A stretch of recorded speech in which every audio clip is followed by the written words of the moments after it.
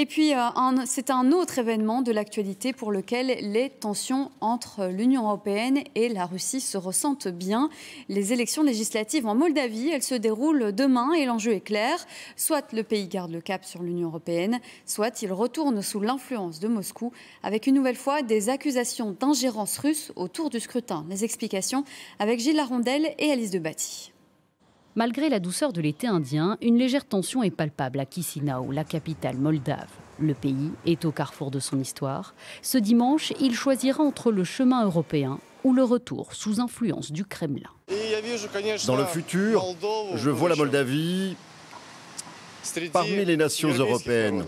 Qu'est-ce qui serait le mieux pour nous? L'Union européenne ou l'amitié avec la Russie?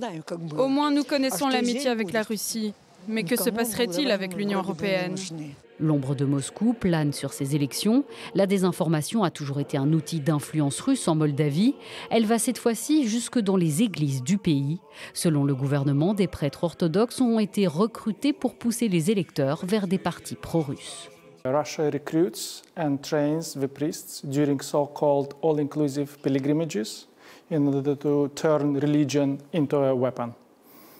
After the training, priests come to Moldova and use their influence in order to sow the mistrust. Lors de voyages en Russie, les prêtres ont reçu des formations et des sommes d'argent. En échange, ils s'engagent à créer des canaux sur les réseaux sociaux où ils mettent en garde leurs paroisses contre les dangers de l'intégration européenne. Il est clair qu'ils organisent diverses réunions et discussions avec les paroissiens. Tout cela est ouvert, tout est visible.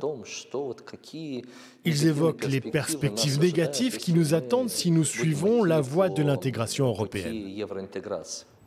Selon le centre de réflexion Watchdog, au moins 40% des votes des Moldaves seront le résultat de ce type de campagne de désinformation téléguidée par le Kremlin.